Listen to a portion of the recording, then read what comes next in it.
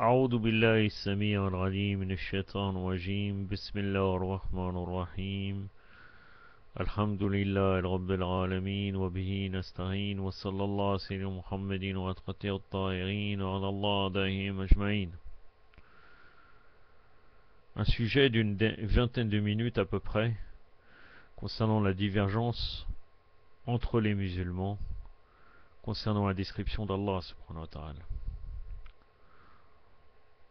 On pourra voir, bon ça c'est des choses qui sont connues de la part des Shirat al-Bayt, des chiites de al-Bayt, qu'on n'a pas du tout la même conception d'Allah Azzawajal qu'avec les mukhalifin. Car pour eux, dans leur propre livre, ils croient qu'Allah créa Adam à son image. D'ailleurs, les wahhabites croient même que Allah subhanahu wa ta'ala a 30 mètres, puisque d'après leur hadith, Adam, alayhi salam wa afdallah salat ala Muhammadin wa ali Muhammad, faisait 30 mètres. Et ça qu'Allah créa Adam à son image, c'est dans le Sahih al-Bukhari, le livre de l'autorisation, donc de demander à entrer, chapitre Bardus Salam, la salutation, et aussi dans le Muslim, Sahih Muslim, le livre du paradis et des délices, le hadith numéro 28, le livre d'Al-Bir, c'est-à-dire le bien, chapitre l'interdiction de se frapper le visage, hadith numéro 15. Aussi, dans Ahmed, de Musnad d'Ahmed ibn Hanbal, le volume 2, page 244, 251, 322, 365, 424, 462, 569.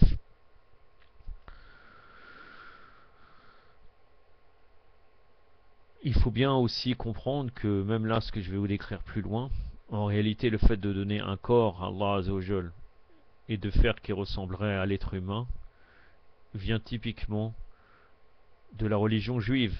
D'ailleurs, ceux qui considèrent comme des compagnons, dont entre autres Omar ibn al-Khattab, l'arnatullah alayh, avaient des contacts très proches avec Ka'b el-Arbar.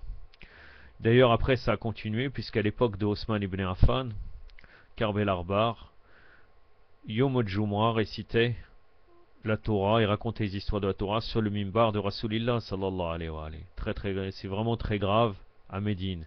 Puis après, à l'époque de Muawiyah lui a rajouté au corps un jour en lui donnant le samedi. Il était un conseiller très proche le samedi pour faire un discours aussi à Majid al-Nabi. Et en plus de cela, à l'époque de Muawiyah, l'arnatullah alayh, il était son propre conseiller. Vous pourrez revenir après chercher dans l'histoire quand Abu Dhar al-Ghifari, quand il a été exilé et qu'il a été ramené devant la cour de Muawiyah, quand Ka'b el-Arbar a voulu intervenir, qu'est-ce qu'il lui a répondu? Il a dit au fils de juif, c'est toi qui vas m'apprendre l'islam. Car il a voulu le sermonner parce qu'il disait, voilà, toi tu crées la fitna, tu parles sur Muawiyah ou tu veux lutter contre le pouvoir.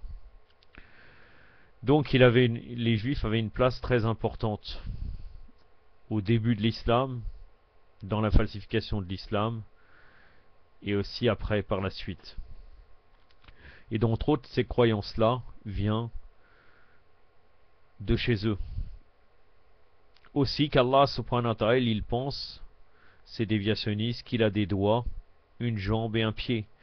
Qu'il a des doigts, c'est dans le Bukhari, Tafsir Surat al-Zumar, donc la Surat le groupe,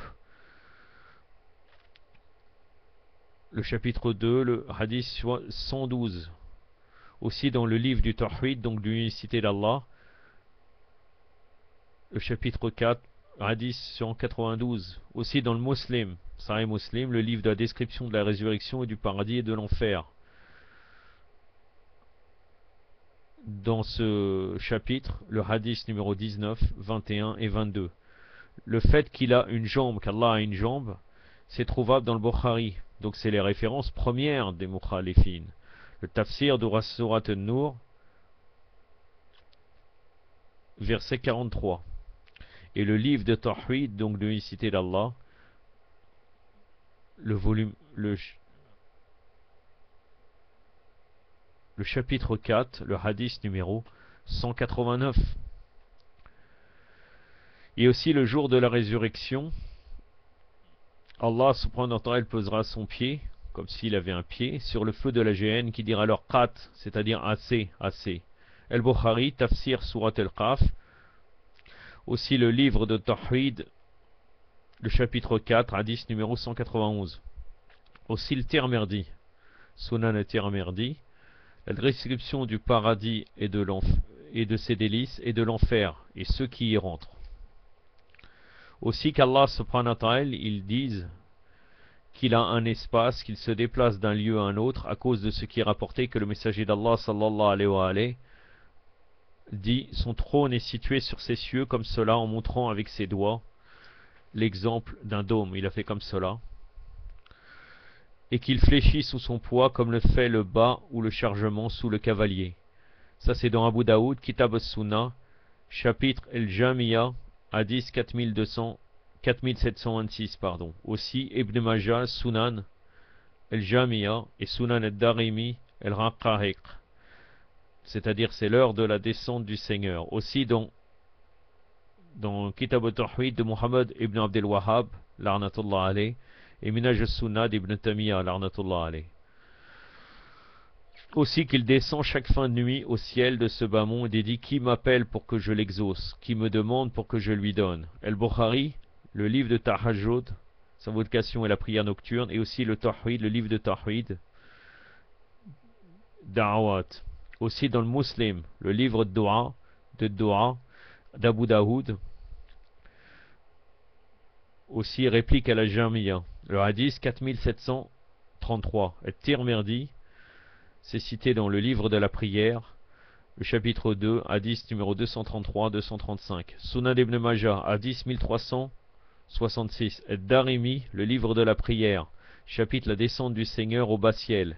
El Malik, donc Malik ibn Anas, le chef de la secte des Malikites. El Muwatta, le livre de l'Coran, chapitre 30. Et Ahmed, Musnad ibn Ahmed, Musnad Ahmed, pardon. Le chapitre 2, le hadith 264, le volume 2 par contre, le hadith 264, 367, 282, 419, 433, 487, 504. Donc, à travers ça, on pourra voir est-ce qu'on adore le même Dieu, car certaines personnes qui nous parlent toujours de l'unité des musulmans, comme quoi on a le même Dieu. Est-ce qu'on a le même Dieu? C'est une question. Le prophète sallallahu alayhi wa alayhi a dit, certes vous verrez à vue votre Seigneur. C'est dans le Bukhari, le livre du Tawhid, chapitre des visages ce jour-là seront brillants. Le chapitre 4, 188. Le hadith numéro 188. Certes vous verrez à vue votre Seigneur, et ceux-ci, lorsque les habitants du paradis s'adonnent aux délices, soudain une lumière leur apparaît. Quand ils lèvent leur tête, leur Seigneur se penche d'en haut sur eux et leur dit « Assalamu alaikum, habitants du paradis ».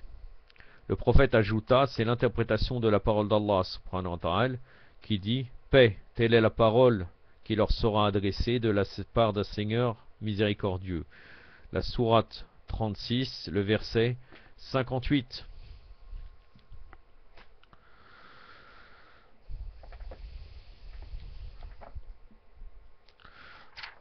Donc c'est la sourate Yasin. A'udhu billahi samir al-alim min ash-shaytan rajim. Salamun qawlun min rabbi rahim. Sadaqallahu al-ali al-radim. Donc le prophète il ajoute, il regardera vers eux, c'est-à-dire Allah subhanahu wa ta'ala, et ils regarderont vers lui, sans pouvoir se détourner de lui vers quelque délice que ce soit, tant qu'ils le regardent et jusqu'à ce qu'ils se cachent d'eux. C'est-à-dire qu'Allah, il se cache d'eux. Allahu Akbar. Mais sa lumière et sa bénédiction subsisteront. Ibn Majah, Sunan, ça c'est dans l'introduction, la critique d'El-Jamiya, hadith 183. C'est suffisant, ces hadiths, qui nous parlent des attributs divins, de la vision qu'auront les serviteurs de leur Seigneur le jour de la résurrection. Maintenant, on peut voir quelle est l'interprétation de ces hadiths, parce que même les imams de Ahlul Bayt, alayhum salam, nous les ont interprétés, pas comme eux ils ont compris d'une manière extérieure. Mais pour l'instant, voyons dans les courants des Bakri qui a développé cette thèse-là en disant comme quoi on doit comprendre ces hadiths uniquement extérieurement. Et ceux qui ne donnent pas une interprétation extérieure dans le sens de l'anthropomorphisme, de donner un sens, une vie, comme quoi Allah Azza wa Jalla est comme ressemble à un être humain, ces gens-là, littéralistes, appellent cela négateur des attributs divins. C'est-à-dire que nous, ils nous appellent le négateur des attributs divins. Pour eux, ça fait partie des attributs divins, le fait qu'il ressemble à un être humain. Et donc la plupart de ces hadiths qui donnent un corps à Allah Azza wa Jalla sont rapportés par Muslim dans le livre d'Al-Iman de son Sahih, ainsi que dans le Bukhari dans son livre de Tawhid dans son Sahih. Ibn al-Khuzayma, composant la matière, un livre intitulé At-Tawhid wa Hizbat Sifat al-Rabbi, l'unicité et la confirmation des attributs du Seigneur, subhanahu wa ta'ala, par lequel il s'est décrit dans sa révélation et par l'intermédiaire de son prophète. Pour eux, ces hadiths sont d'une transmission de récits authentiques de juste en juste, sans rupture dans la chaîne de transmission, ni flétrissure, ni stigmatisation des rapporteurs équitables de ces hadiths. Alors que c'est totalement en opposition avec le Coran, mais pour eux l'essentiel que la chaîne de transmetteurs serait bonne d'après leurs critères. Donc, Mohammed ibn Isaac ibn al-Khuzayma, qui a écrit ce livre, c'est un grand érudit, et il est mort en 311 de l'Hégire, maître de Bukhari et de Muslim en sciences du hadith. Un grand érudit pour eux. Son livre fut imprimé. Donc son livre, si quelqu'un cherche, il peut le retrouver. Il est imprimé en 1378 de l'Hégire, édition Maktabatul Kulliya Azariya, c'est-à-dire au Caire. Ad-Dahabi, il a composé à son tour un livre pour encore justifier le fait qu'Allah Azza wa Jal ressemble aux êtres humains. Et l'Uluwa, Al-Lil Ali al-Ghaffar, la hauteur suprême du Très-Haut, le pardonneur. Ça veut dire comme quoi il a une hauteur. Cet auteur, Shamsuddin Muhammad al-Dahabi, il est mort en 748 de l'Hégire. Et son livre, édition Maktabat al-Salafiyya à Médine, deuxième édition, 1388 de l'Hégire. Donc, lui, Dahabi, il a cité les versets et les hadiths qui comprennent que la suprématie d'Allah réside dans la hauteur spatiale. Il y cite à l'appui de cette thèse les récits des compagnons de Tabi'in, c'est-à-dire leurs disciples et les traditionalistes. Maintenant, que disent Ahlul Bayt ou bien les ulama de Ahlul Bayt? Tout d'abord,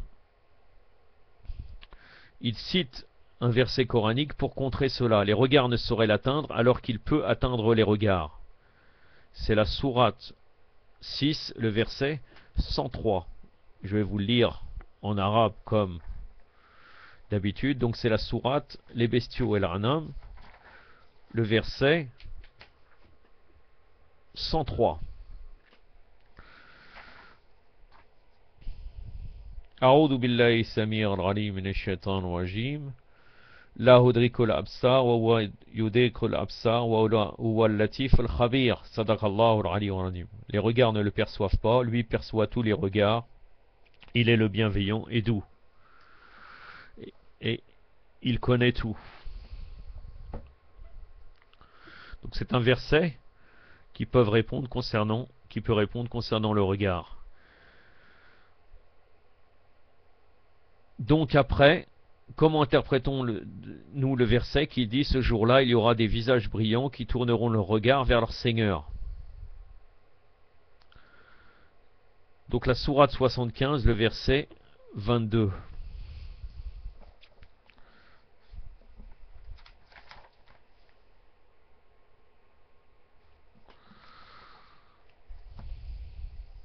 C'est la sourate de la résurrection, Al-Qiyamah, le verset 22.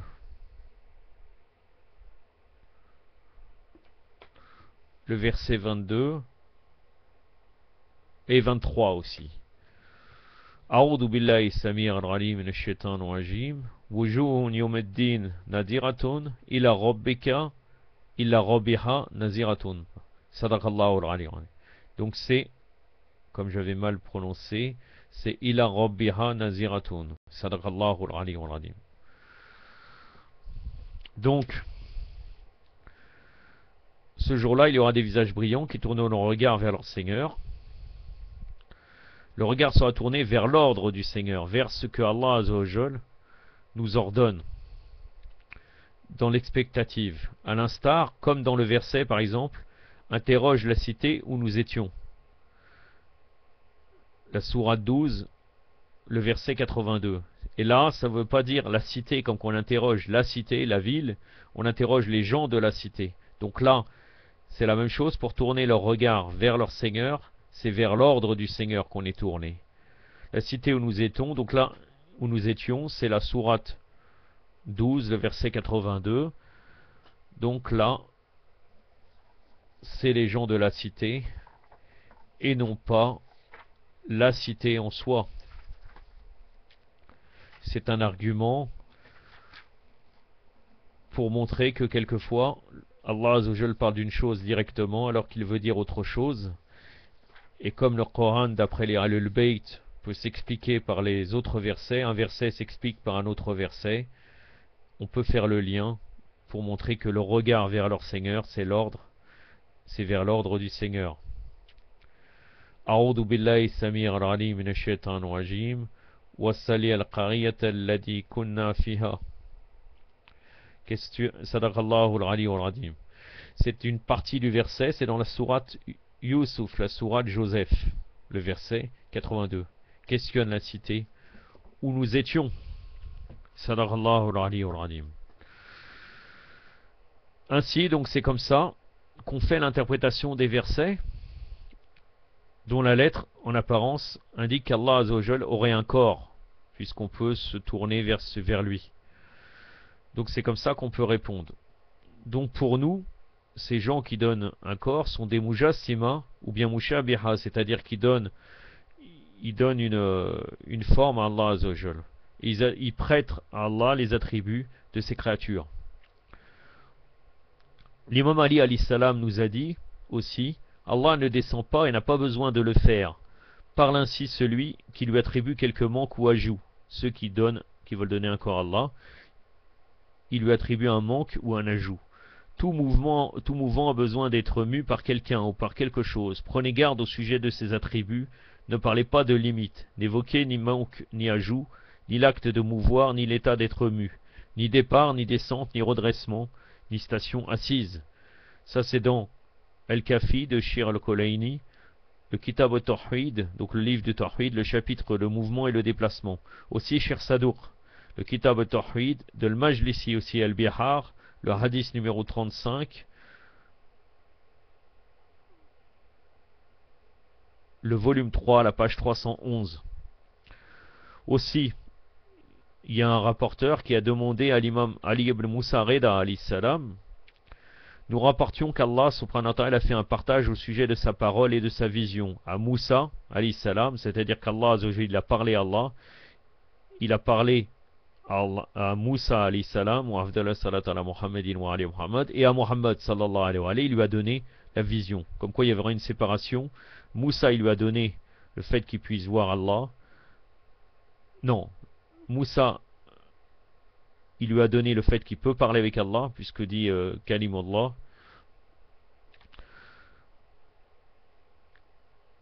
Et Muhammad sallallahu alayhi wa alayhi lui a donné la vision. Donc le narrateur dit comme quoi il y aura une séparation. L'imam al-Rida alayhi salam il lui répond, ne fût-ce pas Muhammad sallallahu alayhi wa sallam qui a transmis aux djinns et aux humains ces versets.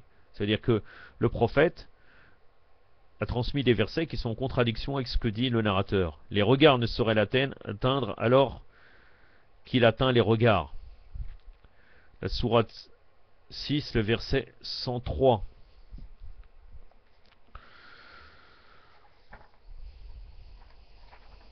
أعوذ بالله السميع العليم من الشيطان الرجيم لا يدرك الأبصار ويدرك الأبصار واللطيف الخبير صدق الله العلي العظيم.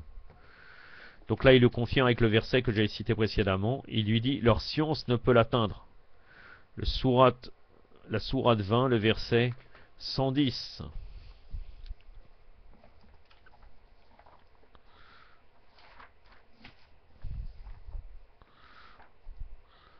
Donc l'imam Reda alayhi salam lui donne les versets qui sont en contradiction avec ce qu'a dit celui qui a voulu séparer en donnant à Moussa alayhi salam le fait qu'il puisse parler avec Allah et que le prophète Mohammed sallallahu alayhi wa sallam juste la vision. Donc il lui répond à travers ces versets coraniques. Le verset 110. أعوذ بالله السميع العليم من الشيطان الرجيم يعلم ما بين أيديهم وخلفهم وليتنوا به علما. C'est-à-dire leur science ne peut l'atteindre, c'est la fin du verset. Aussi rien n'est semblable à lui, la sourate 42, le verset 11.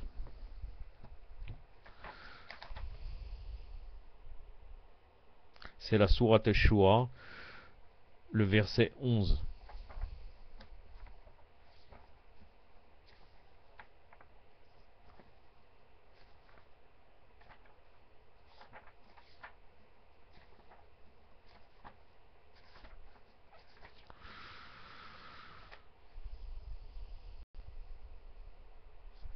C'est qu'un extrait uniquement de ce verset. A'udhu billahi sami'ar alim minash shaitanir rajim. Laysa kamisli shay wa huwa samir al-basir. Rien n'est pareil à lui, il entend et voit tout. Donc c'est pour répondre à ce narrateur. Et après l'imam alayhi salam, donc là, il lui cite les versets coraniques qui sont en contradiction avec ce qu'a dit ce narrateur. Donc il lui pose la question, ne fût-ce pas Mohammed sallallahu alayhi wa sallam qui a transmis aux djinns et aux humains ces versets, les versets que je vous ai cités? Donc le narrateur il répond si. L'imam alayhi salam lui répond, comment alors un homme vient-il à tous les humains pour leur annoncer qu'il est l'envoyé d'Allah subhanahu wa ta'ala, à qui il les appelle sur ordre d'Allah, et que celui-ci dit les regards ne sauraient l'atteindre, puis il dit qu'il l'a vu avec ses yeux, alors qu'il l'a cerné avec sa science et qu'il est à l'image des hommes. N'avez-vous pas honte? Les mécréants ne purent lancer un tel blasphème, transmettre les paroles d'Allah, puis d'une autre manière perforer ce qui les contredit.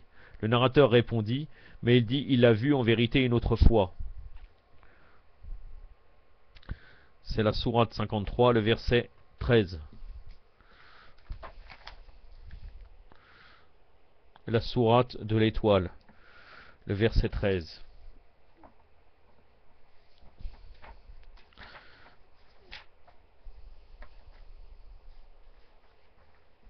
أعوذ بالله السميع العليم من الشيطان الرجيم ولقد رآه نزلة أخرى. C'est-à-dire que le cœur de Mohammed n'a pas démenti ce que ses yeux avaient vu. Il a vu les grands signes. Pardon. Donc là, je me suis trompé, j'ai été un peu plus bas. Le narrateur, il lui dit, il a vu en vérité une autre fois. Donc Abul Hassan Sani, c'est-à-dire l'imam Reda alayhi salam, lui répond. La suite de ces versets indique ce qu'il a vu, étant donné qu'il dit d'abord, le cœur n'a pas menti en ce qu'il a vu, c'est-à-dire c'était la vision du cœur. Dans le verset 11, A'udhu billahi samir al-ghalim minash shaitanir rajim, ma kadaba al-fuad al-mara. C'est-à-dire que le cœur, sadaqallahu al-ghalim, sadaqallah, c'est-à-dire que le cœur de Mohammed sallallahu alayhi wa sallam n'a pas démenti ce que ses yeux avaient vu. Il a vu les plus grands signes de son Seigneur. Plus loin, dans le verset 18, il est dit A'udhu billahi samir al-alim minash shaitanir rajim laqad ra'a min hayati rabbil al-kubra rabbihil kubra. Les signes d'Allah, exalté soit-il, ne sont pas Allah qui dit leur science ne peut l'atteindre, comme j'avais lu précédemment dans la sourate 20, le verset 110. Or, si les regards venaient à l'atteindre, l'entendement l'atteindrait et le connaître serait effectif. Abu Qura, donc ça c'était le narrateur qui s'appelait Abu Qura, demanda alors, nie-tu donc les récits? Et là l'imam Reda alayhi salam, vous voyez qu'il se comporte très mal avec l'imam, comment il peut dire nie-tu donc les récits en doutant sur l'imam infaillible? Il ne devait pas avoir le tawfiq pour pouvoir reconnaître que c'était un imam infaillible nommé par Allah Azza wa Jal. Donc Abul Hassan lui répond, donc l'imam Reda alayhi salam, si les récits sont en contradiction avec le Coran, je les nie. C'est-à-dire que les versets, on peut expliquer certains des hadiths des mukhalifines à travers le Coran en disant que c'est la vision du cœur par exemple, mais certains autres sont à rejeter totalement car ils sont en contradiction formellement avec le Coran. Donc l'imam Reda, c'est ce qu'il a répondu, si les récits sont en contradiction avec le Coran, je les nie. As-Sadouk, Donc la référence est As-Sadouk, le Kitab al-Tawhid, l'édition de Téhéran de 1387 de l'Hégire. Page 111. El-Bihar, volume 4, page 31, hadith numéro 14. El-Koleini, El-Kafi, Kitab al-Tawhid, donc l'unicité d'Allah, hadith numéro 2. Donc la question encore que je vous pose, est-ce que nous adorons le même Dieu que ces mukhalifin? يكتفي من عادة وصلى الله على سيدنا محمد وأطهر الطاهرين والسلام عليكم ورحمة الله.